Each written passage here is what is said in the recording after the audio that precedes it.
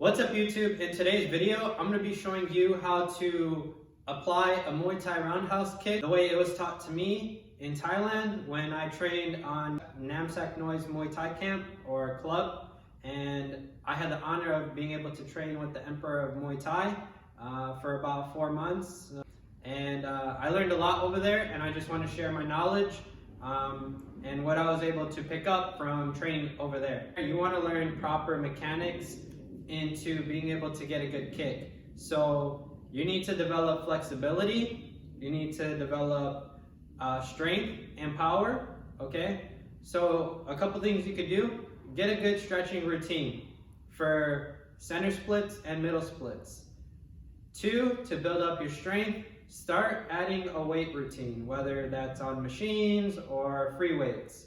You could do squats, lunges, deadlifts, whatever it might be, but you want to start to build up your core and your overall strength and your legs, okay?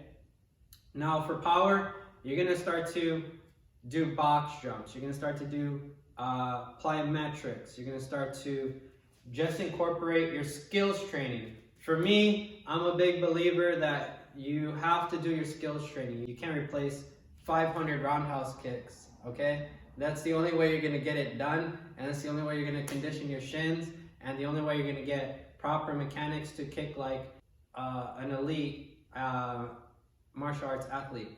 So from here, let me break this down for you. Watch my foot placement and watch my frame to bob. So when you're facing your opponent, you want to mirror them, okay?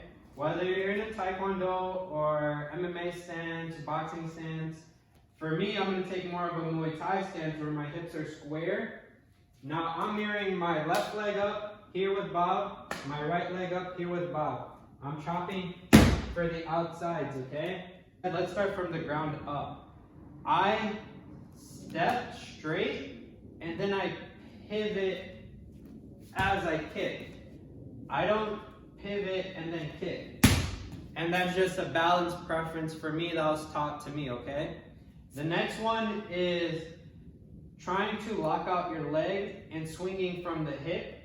So from here, you'll see some people bend their leg and then kick. Sometimes I'll take that approach, but I'll show you later. For now, I just want to get used to swinging with the nice pointed toe, plantar flexion, right? And just swinging from the hip. Step, swing from the hip. Now we're going to be working our way up, okay? A common mistake is to cross your foot. If I'm trying to get this leg over here, I can't step over here and try to kick. It's going to throw me off my balance.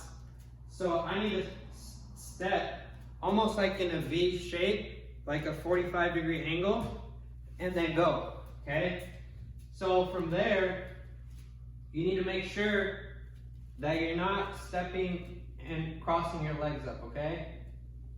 One more time, here, start to push and turn.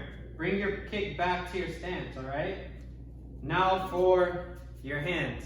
What do your hands do, right? What do your shoulders do? Step.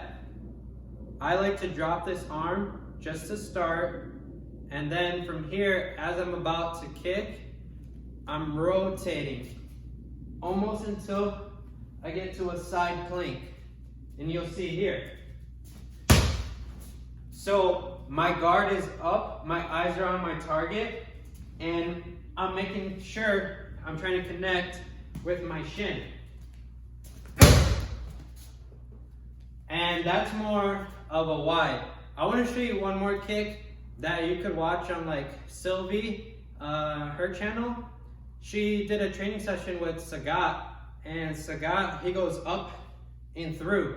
And sometimes you could kind of see Sanchai do this one too, which is pretty neat. You go up and through. So you're kind of following a vertical line and coming through. But you really need to be able to generate power from the hip and from the pivot. Step, right? As I'm about to kick, I'm turning my arms and my leg is following, okay? So I'm going to show you a slower version and then fast of going horizontally across You're turning the knee over, you're turning the hip over, your glute, right? Even your shoulders. One thing that's gonna hold you back is kicking like this. You want to be able to turn everything, okay? So slow with a wide swing, okay? And I'm gonna go to the body. Big follow through, okay?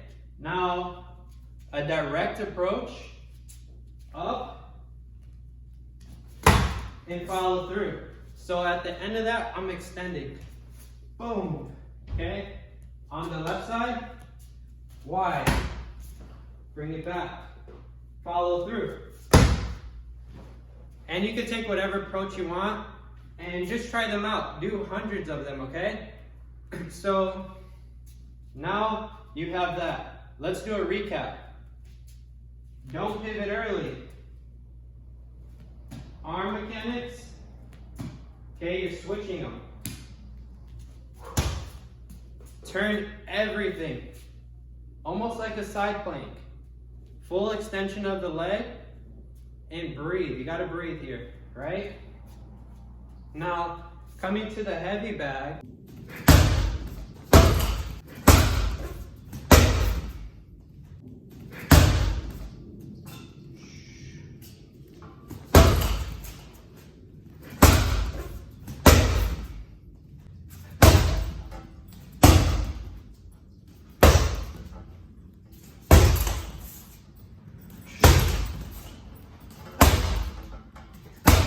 The big things that help me get to generate the power, proper mechanics, step, rotate your arms as you're about to kick, pivot, get up on the tiptoe.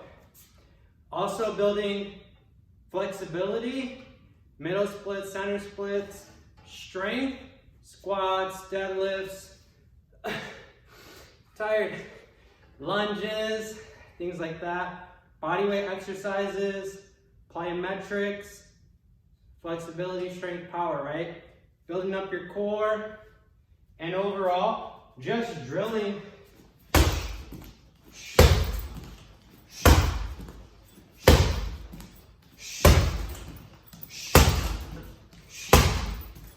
Over and over and over again, okay?